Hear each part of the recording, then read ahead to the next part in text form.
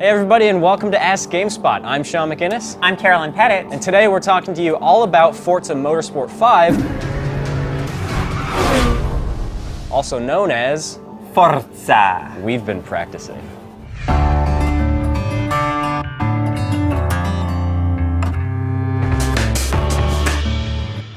Our first question comes from Sina Madani, who asks, what have they done to make the interior view more exciting, and have they taken any cues from Shift 2? So, Need for Speed Shift 2 was a game that did a lot of really exaggerated techniques with the cockpit view. You could really feel your driver just getting jostled around. You kind of feel him like moving it around in the seat like that. Yeah. And when you hit really high speeds, the cockpit would actually blur out. So it did some really interesting things. Some people like that stuff, some people didn't.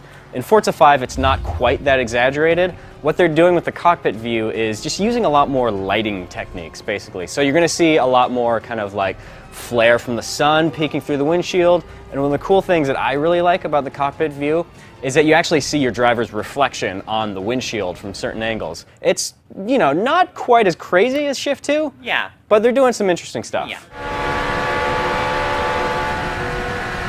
And the next one comes to us from HughB006, who asks, what do you think is the best addition to the game compared to the previous Forza titles? Well, I recently got a chance to play through the first hour of Forza 5, and for me what it does better than the earlier games in the series is really open up that world of car enthusiasm and love for cars. It's always kind of really been at the heart of the Forza games to kind of very casual car people like me who don't really know much about cars but can appreciate car beauty on some level. Okay. So what it opens with this really great short film, and it talks about how it starts off by talking about the roles that cars play in our everyday lives, and before then building on that to kind of evolve into the really high performance machines and the passion for racing and tuning cars and so on and so forth. So for me as a casual person, that film just really kind of got my heart invested in this. Like, I could understand the passion for cars from that accessible point of view of,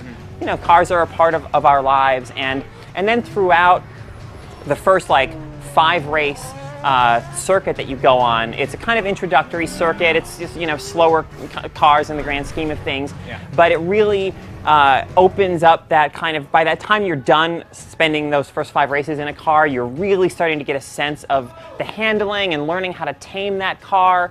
And and throughout there's just great narration from the Top Gear people that really makes the cars themselves and the races accessible and understandable to people who, you know, whether you're coming at it from like a super high level of car knowledge or someone like me who doesn't have that.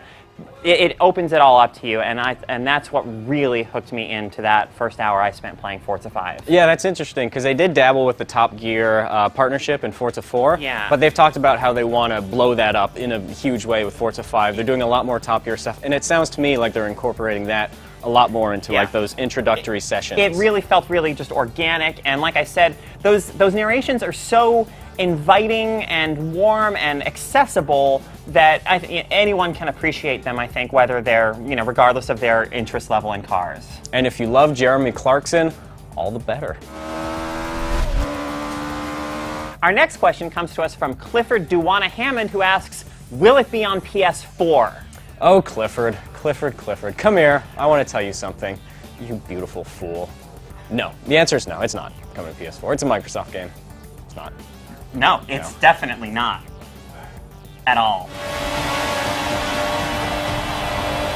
Our next question comes from Spartan X169X, who asks, do we know how many cars you can race against in a single race?